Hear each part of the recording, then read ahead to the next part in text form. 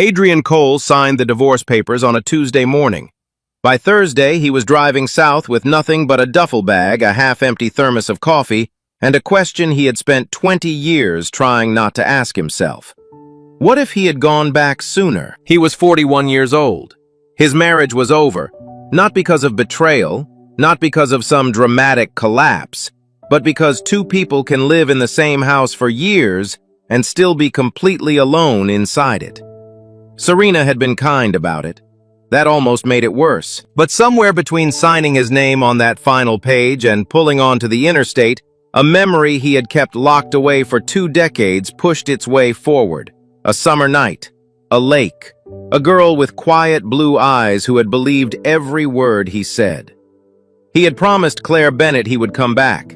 He was 17 when he made that promise, standing under an old oak tree with his heart in his throat, swearing to a girl he loved that distance wouldn't change a thing. When his old friend Pete Callahan mentioned her name over dinner a few nights ago, Adrian had barely reacted. But then Pete said she had never married, and that she was still there, still in Briar Glen, still on Maple Lane, still running the little bookshop she had always dreamed about. Adrian almost laughed. 20 years. That couldn't be right. He didn't believe it. Not fully. Not until he turned onto Maple Lane this morning and saw standing near the porch of that white wooden house a woman who stopped him cold before he even cut the engine. Some things you recognize before your mind catches up. If you've ever wondered whether some things in life are worth going back for, stay with us. And if stories like this one speak to you, consider subscribing. There's more where this came from, and we'd love to have you with us. Briar Glen was the kind of town that made you believe the rest of the world was moving too fast. It sat in the gentle folds of the American South like something that had decided long ago not to keep up with anybody.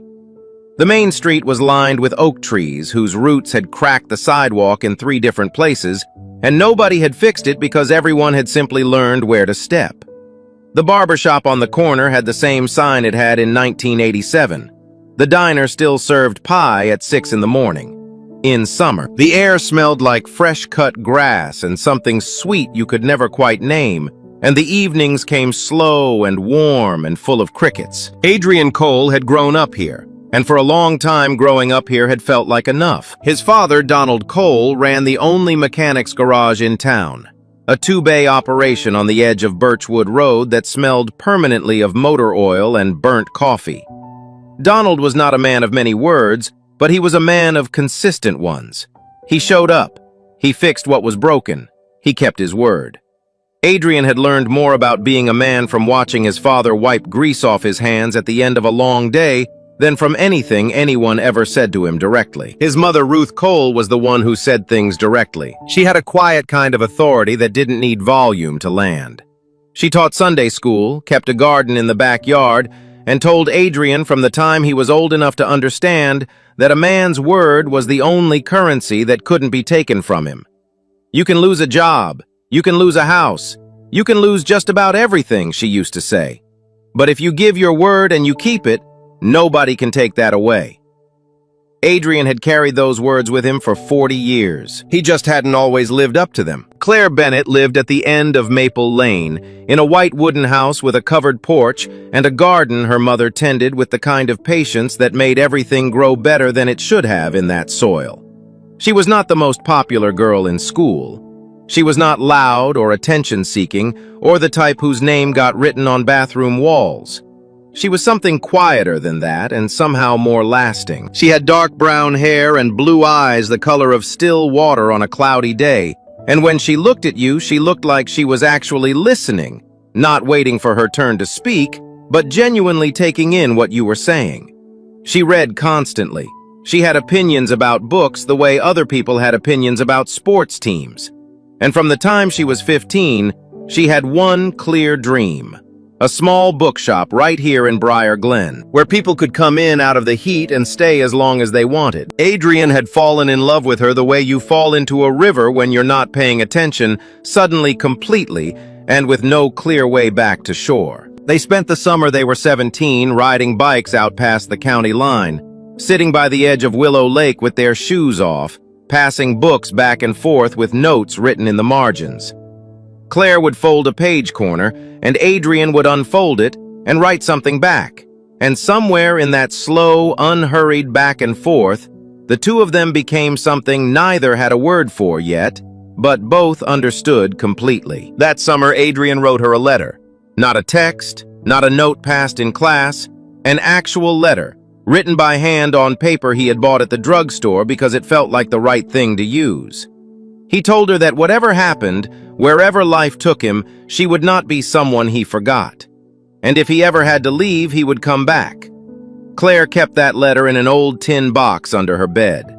She kept it there for 20 years. The news came on a Wednesday in late July, the way bad news often does. Quietly, without warning, slipped into an ordinary day like a stone dropped into still water.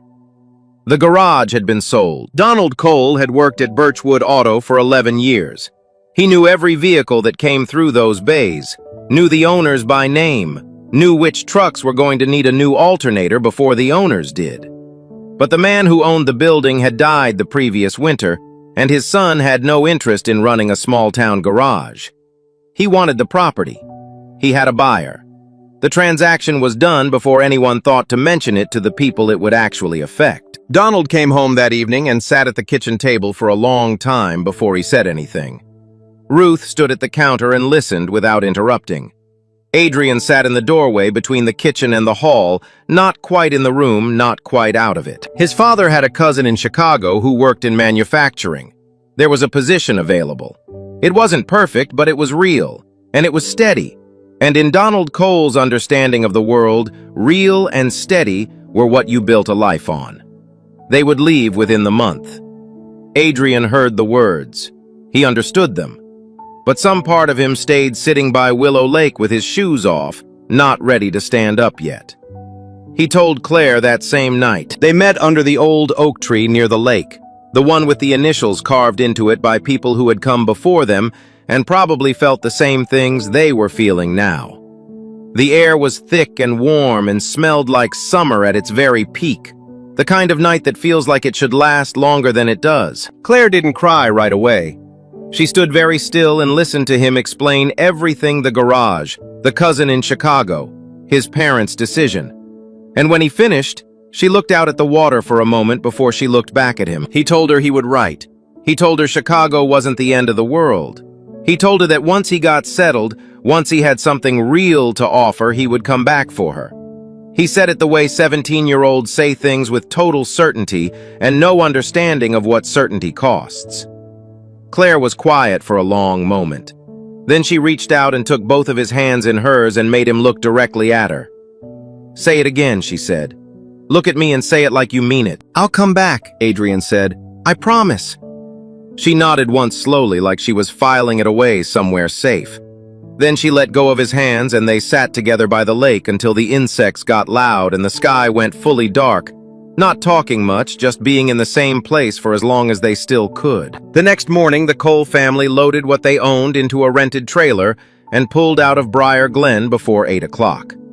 Adrian sat in the back seat and watched the town shrink in the rear window, the oak trees, the cracked sidewalk, the diner, the steeple of the church on Elm Street. Claire stood on the porch of the White House on Maple Lane and watched the car until it disappeared around the bend. She went inside.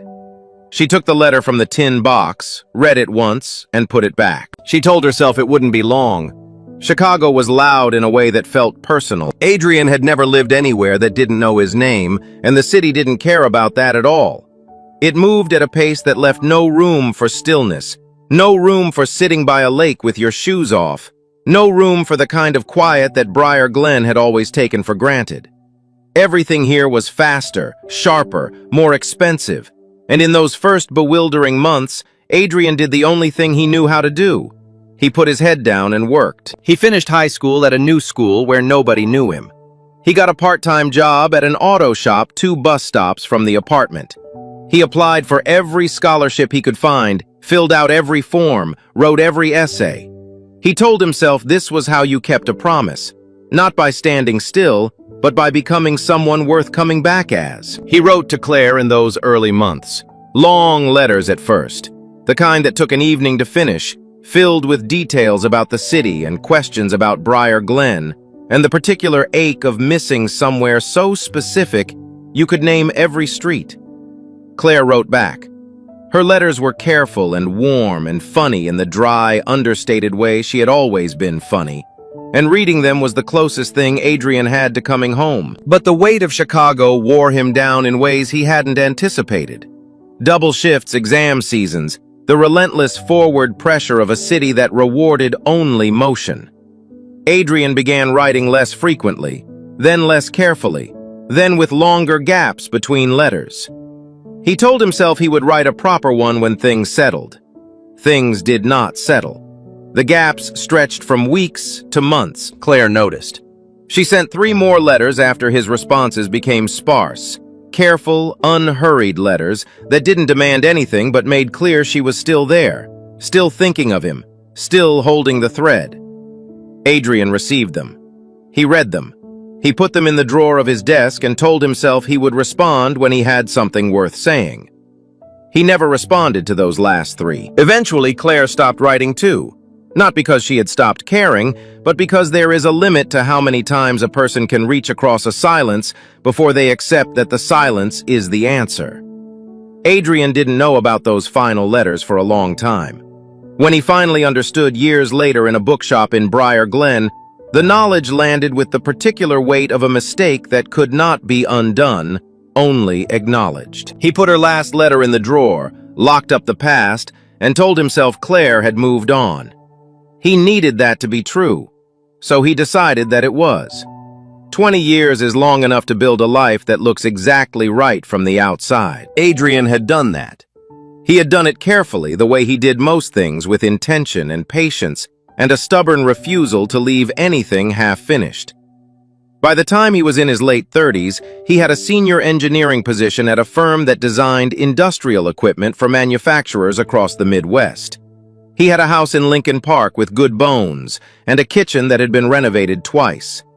He had a reliable car, a retirement account, a gym membership he actually used. From the outside, the picture was clean and complete. Serena Page had fit into that picture the way someone fits into a coat that is almost the right size, close enough that you wear it anyway, long enough that you stop noticing the places where it pulls. They had met at a work conference in his mid-30s, introduced by a mutual colleague over bad hotel coffee. Serena was an architect, sharp and self-possessed, with a dry sense of humor and a directness Adrian had found immediately refreshing. She didn't perform warmth. She either felt it or she didn't. And when she turned it toward you, it meant something. He had liked her genuinely. He had loved her in the way that 2 capable, self-sufficient people sometimes love each other steadily. Practically with real respect and real affection, and a shared understanding that neither of them was the type to make a scene. The marriage had not failed because either of them was cruel. There was no infidelity, no betrayal, no single rupture point. What there was instead was a long and gradual discovery that 2 people can be genuinely good to each other and still be fundamentally alone together. Not because they weren't trying, but because Adrian had never been able to give Serena the one thing she deserved most: all of him. There was a room inside him with the door pulled shut. He had never shown it to her. He wasn't sure by the end that he had even admitted it was there. She had said something in their last real conversation that stayed with him. They were sitting in the kitchen, both of them tired in the way that goes past the body, and she looked at him with something that wasn't anger and wasn't quite sadness, but lived in the space between the two. "I don't think you've ever been fully here," she said. "I don't think it's my fault, but I'm tired of it." He hadn't argued. He couldn't, because she was right and they both knew it, and there was something almost merciful about finally saying it out loud. The divorce was handled the way they had handled most things in their marriage, efficiently, without drama, with mutual consideration for the logistics. It was, in its own way, the most honest thing they had done together in years. Serena moved forward into her own life with the same capability she brought to everything. Adrian genuinely hoped she would find what their marriage hadn't been able to give her. He believed she would. He kept the car and a storage unit's worth of furniture, and the particular kind of exhaustion that comes not from a catastrophe, but from years of quiet, accumulated incompleteness. He was 41 years old. He had built everything he was supposed to build, and he had never felt more like a man standing in the wrong place. Pete Callahan looked exactly like someone who had never left the South and was perfectly fine with that. He was broader than Adrian remembered, with a beard that hadn't existed in high school, and the kind of easy, unhurried manner that Briar Glen seemed to produce in the people who stayed. He was in Chicago for a contracting job, 3 days, maybe 4, and had tracked Adrian down through a mutual contact with the straightforward logic of someone who saw no reason to overthink a simple thing. Adrian had almost said no to dinner. He was 2 weeks out from signing the divorce papers and not particularly interested in company. But something made him say yes. They talked about Briar Glen the way people talk about a place they both love and haven't seen in too long, with a mix of fondness and guilt, and the particular tenderness of shared memory. Pete updated him on people Adrian had half forgotten who had stayed, who had left, who had gotten married or divorced or moved somewhere unexpected. Adrian listened and felt the conversation washing over him like something warm he hadn't known he was cold without.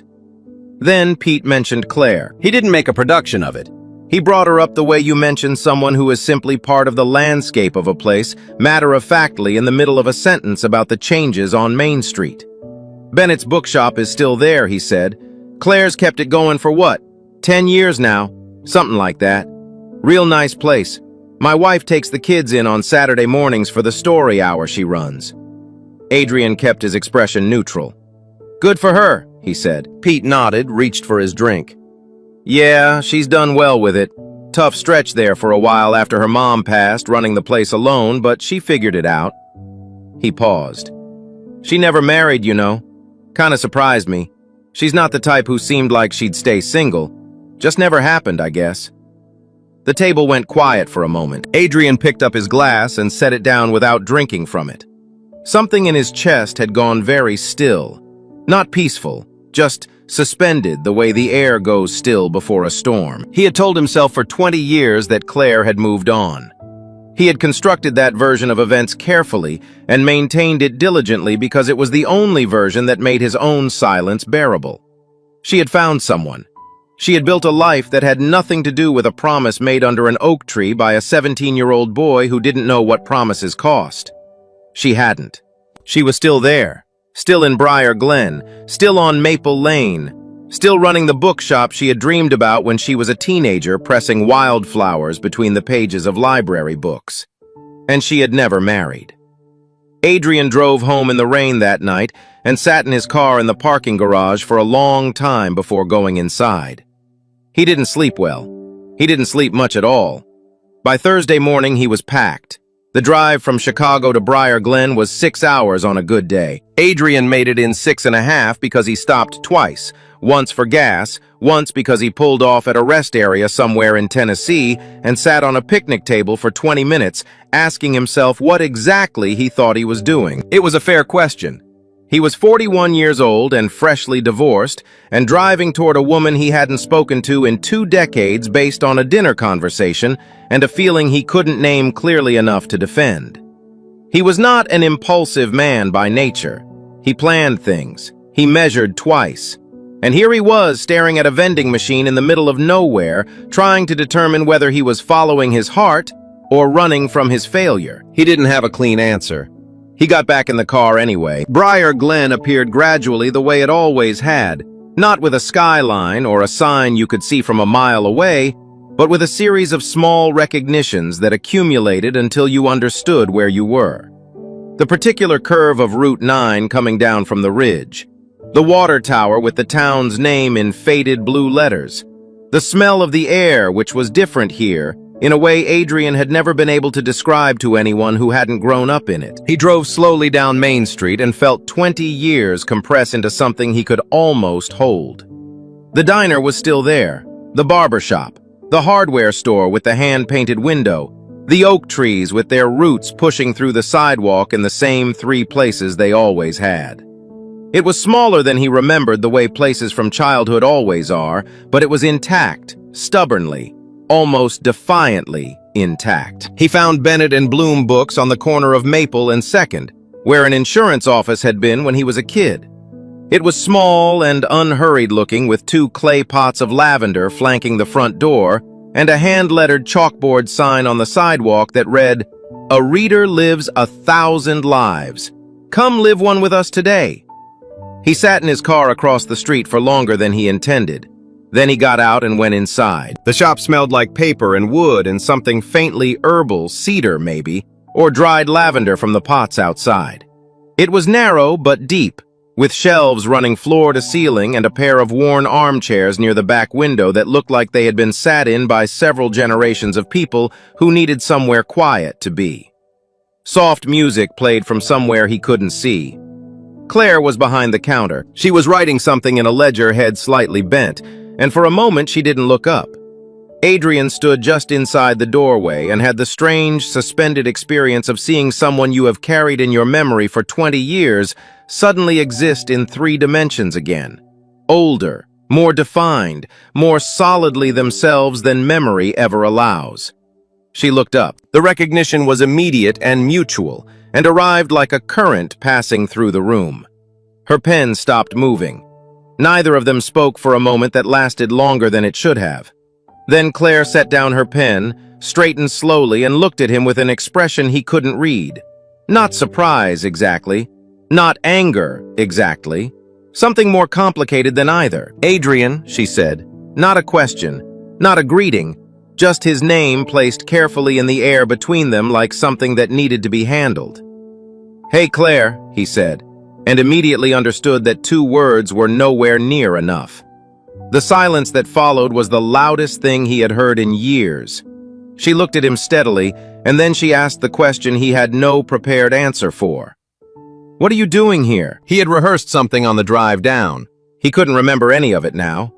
What came out instead was the truth, in the approximate order it arrived, that he had signed divorce papers last week, that Pete Callahan had mentioned her name at dinner, that he had spent 20 years telling himself she had moved on and found out that wasn't true, and that he had gotten in his car because he didn't know what else to do with that information. It wasn't a speech.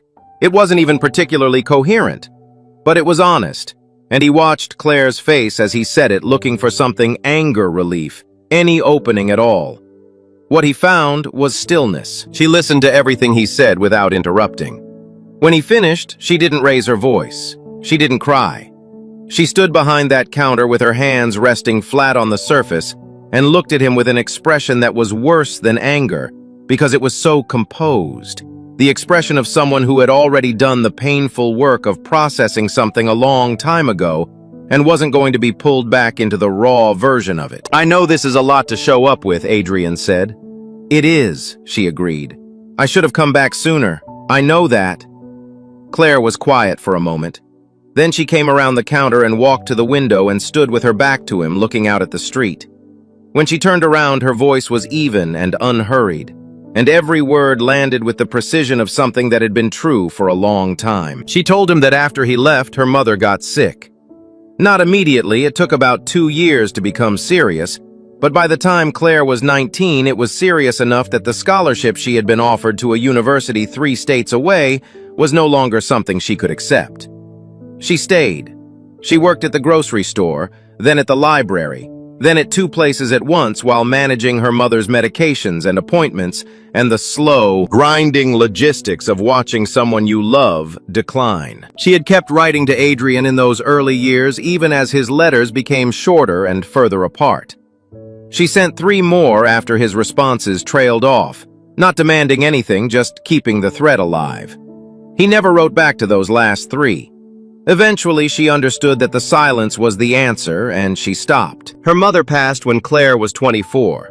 She spent the next 2 years figuring out what her life was going to be, and the 2 years after that saving every dollar she could toward the bookshop. She had built it herself, essentially the shelving, the inventory system, the story hours, the community she had cultivated customer by careful customer. She had done all of that alone. "I needed you," she said quietly, without accusation, which made it harder to hear than if she had shouted it. "Not to fix anything. I just needed to know you remembered I existed. One letter, one phone call, something." She paused. It never came. Adrian opened his mouth and closed it again. There was nothing to say to that which wouldn't sound like an excuse, and she deserved better than his excuses. "I'm sorry," he said. "I know that's not enough." "It's not," she said, "but I appreciate that you know that." He asked if they could meet again, just talk. Nothing more than a conversation. Claire shook her head. "Adrian." Her voice was steady and not unkind, but it did not leave room for negotiation. "You can't come back after 20 years and expect that because I'm still here I've been standing still. I built a life. It's a good life. And I'm not going to let one afternoon undo the work it took me to get here." She moved to the door and held it open. He walked out into the afternoon light, feeling like a man who had driven 6 hours to discover with absolute clarity that he had no one to blame but himself. He should have driven back to Chicago. That was the sensible thing. Check into a motel for the night, clear his head, and in the morning point the car north and accept that some things cannot be undone by showing up. Adrian knew that. But leaving Briar Glen again so quickly felt like repeating the original mistake in miniature, turning his back on something unfinished because finishing it was harder than walking away. He stayed. He found a motel on the edge of town, the same one that had been there when he was a kid, now with a fresh coat of paint, but the same narrow parking lot and the same vending machine humming outside room 7. He dropped his bag on the bed and sat in the chair by the window and watched the evening come in over the tree line. The next morning he drove out to Willow Lake. The old oak tree was still there, larger now, its roots more deeply embedded in the bank, its canopy wider and more settled, like something that had decided long ago to commit fully to this particular patch of ground. Adrian stood at the water's edge for a long time with his hands in his pockets. He was 17 the last time he stood here. He had been terrified and certain in equal measure, the way you can only be when you're young enough to believe that certainty is something you manufacture by force of will. He had looked Claire in the eyes and made a promise and meant every word of it. Meaning, it hadn't been enough. He walked the town that day the way you walk through a place you're trying to memorize slowly, without destination, paying attention. And then he stopped in front of the garage on Birchwood Road. His father's garage, though it hadn't belonged to the Cole family for 20 years. The current owner had kept it as a mechanic's shop. Same 2 bays, same layout, different name on the sign. Adrian stood outside it for a long while thinking about Donald Cole coming home that Wednesday evening and sitting at the kitchen table before he could speak. Thinking about what his father had built in that space. Not just the business, but the reputation, the consistency, the simple daily proof that a man's word meant something because his actions confirmed it day after day without exception. Adrian had his father's hands. He had not until now fully understood that he needed his father's character to match. That same night across town, Claire Bennett was not sleeping either.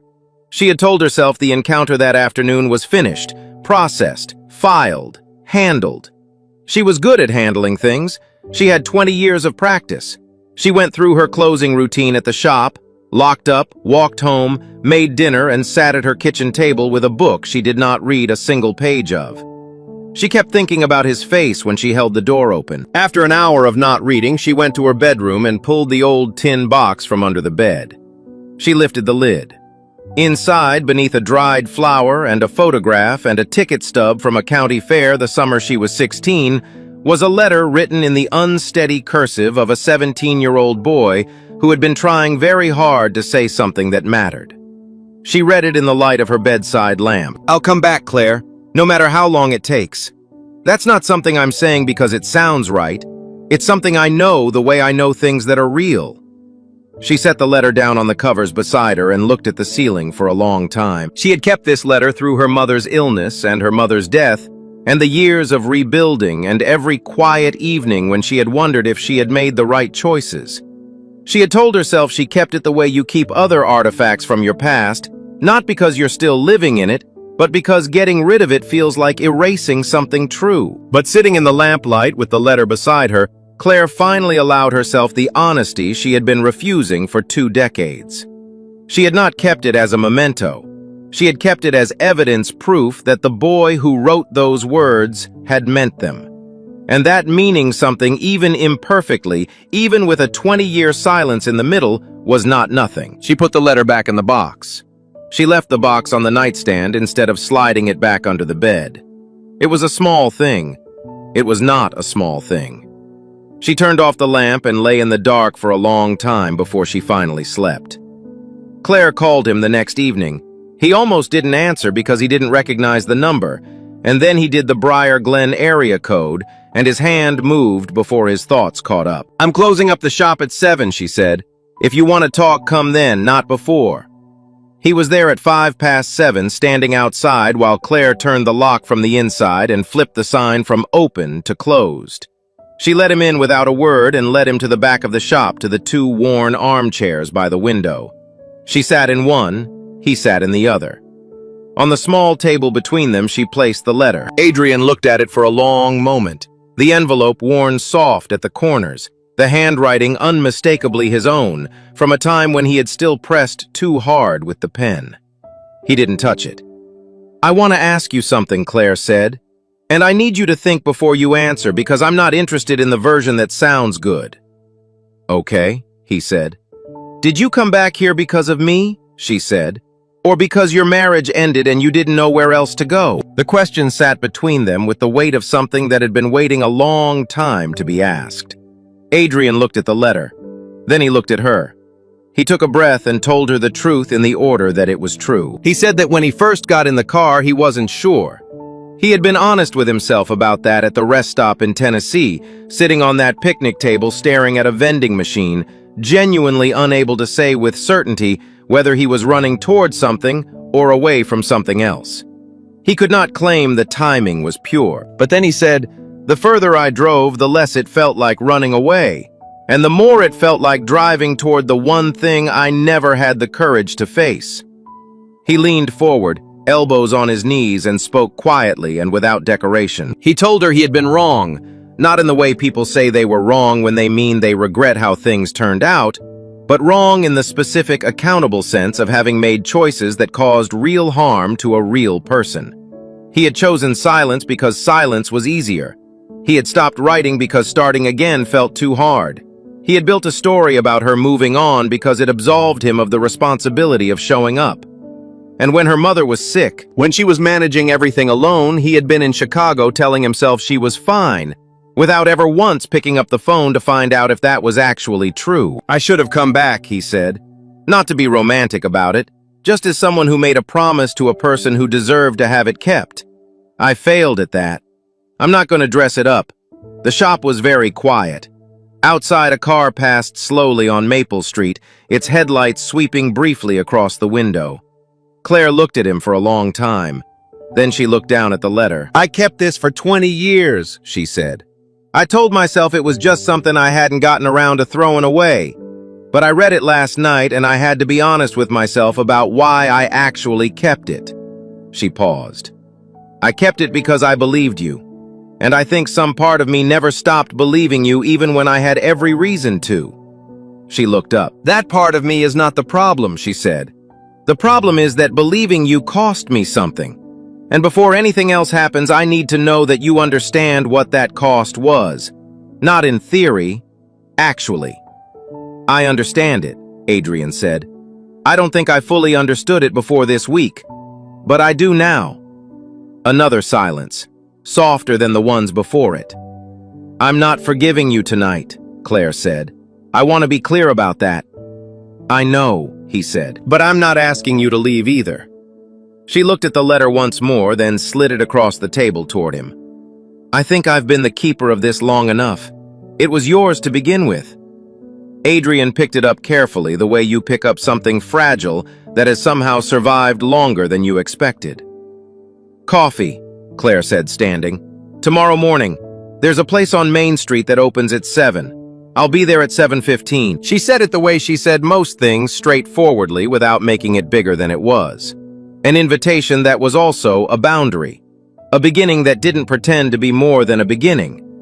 "I'll be there," Adrian said. She nodded once and showed him out and locked the door behind him. Walking back to his car in the cool night air, Adrian held the letter in his jacket pocket and felt for the first time in longer than he could account for like a man who was standing exactly where he was supposed to be. They started with coffee. That was all it was at first. 7:15 on a Tuesday morning at a place called Grounds on Main, where the tables were small and the coffee was strong, and the owner knew Claire by name. Adrian arrived 2 minutes early. Claire arrived exactly on time. They ordered, they sat, and they talked for 2 hours in the way that people talk when they have agreed to stop being careful, not recklessly, but honestly. With the particular relief of two people who have finally decided that the truth is less dangerous than the distance they've been keeping. It became a regular thing. Not every day at first, every few days, then most days. Adrian extended his stay at the motel, then moved into a furnished rental on Birchwood Road when it became clear that he was not going back to Chicago in any hurry. He didn't announce this as a decision. He simply kept not leaving, and after a while, the not leaving became its own kind of answer. He found ways to be useful without making it about earning something. The front awning of Bennett and Bloom books had been pulling away from the fascia on one side for 2 seasons. Adrian showed up one Saturday morning with a ladder and the right hardware and fixed it in an hour. He didn't make a speech about it. He just did it and came inside afterward and asked if she had any coffee on. She did. A few weeks later, Claire mentioned that she had been wanting to expand her Saturday morning story hour for younger children, but hadn't been able to manage it alone. Adrian offered to handle setup and cleanup, moving furniture, managing the cheerful chaos of small people in a small space. He was not a natural performer, but he was patient and steady, and the kids seemed to find him acceptable, which Claire told him was high praise from that particular audience. He laughed. It was the first time she had made him laugh since he'd been back, and she noticed it the way you notice when a window that's been closed too long finally gets opened. In October, about 3 months after Adrian had first walked back into the bookshop, he made an offer on the garage on Birchwood Road. The current owner was looking to sell, and the information had circulated through town the way everything circulated in Briar Glen through the diner, the hardware store, a mention here and there, until everyone knew without anyone making an announcement. His plan was straightforward. Reopen it as a working garage with one bay set aside for a vocational training program. Something practical for teenagers in Briar Glen who were better with their hands than with standardized tests and needed somewhere to learn a skill that would hold. Donald Cole had built his reputation in those 2 bays by showing up doing honest work and keeping his word. Adrian figured the least he could do was carry that forward. When the paperwork was signed, he told Claire over coffee. She was quiet for a moment. Then she said, "You're staying." It was not a question. "Yeah," he said, "I'm staying." She nodded slowly with the expression he had come to recognize, the one she wore when she was allowing herself to believe something she had previously kept at arm's length. On a Saturday in late November, they walked out to Willow Lake in the afternoon. No particular occasion, just the kind of day that asks to be spent outside before the cold fully arrives. The oak tree stood at the water's edge, as it always had, patient and enormous, indifferent to the passage of time in the way that only very old things can afford to be. Claire reached into her coat pocket and took out the letter. Adrian looked at her. "I thought I had that. You left it on the table at Grounds last week," she said. "I've been carrying it around trying to decide what to do with it." She looked at it for a moment, the worn envelope, the faded ink, all those years folded into a single piece of paper. Then she held it out to him. "I don't want to live off an old promise anymore," she said. "I spent too long doing that. What I want to know is what you're going to do from here." Adrian took the letter. He looked at it at the handwriting of a 17-year-old boy who had meant every word and then spent 20 years failing to act on them. Then he folded it carefully and put it in his pocket. He took her hand. "I already started," he said. "I'm going to keep going." It was not a grand declaration. It was not the speech from a movie or the line from a song. It was a quiet thing said by a man who had finally learned the difference between meaning something and doing something, and had chosen at last to do both. Claire looked out at the lake at the afternoon light moving across the water at the oak tree standing solid and unhurried at the bank. She kept hold of his hand. They stood there together in the November light while the water moved and the town breathed quietly around them. Two people who had taken the long way back to each other, arriving not with fanfare or certainty, but with something steadier and more lasting than either. The willingness to stay. Some promises don't die. They go quiet, patient as old oak trees, still as deep water waiting for the person who made them to finally grow large enough to keep them. Adrian Cole spent 20 years building a life that looked right from the outside. What he couldn't build, no matter how hard he tried, was the feeling that he was standing in the right place. That feeling was waiting for him in a small town in the South, in a bookshop with lavender by the door, in the steady hands of a woman who had chosen every single day to build something real out of what she'd been given, without bitterness, without waiting to be rescued, and without ever quite letting go of the belief that the boy who made her a promise had meant it. He had. He just needed 20 years and one very honest conversation to prove it. If this story stayed with you, if you've ever held on to something you weren't sure you should let go of, or wondered whether it was too late to go back and do right by someone, you're not alone in that. These are the questions that matter. And if you want more stories that take those questions seriously, we'd love for you to subscribe and stay with us. Every story we tell is for people who still believe that how we treat each other and whether we keep our word is worth talking about. We'll see you in the next one.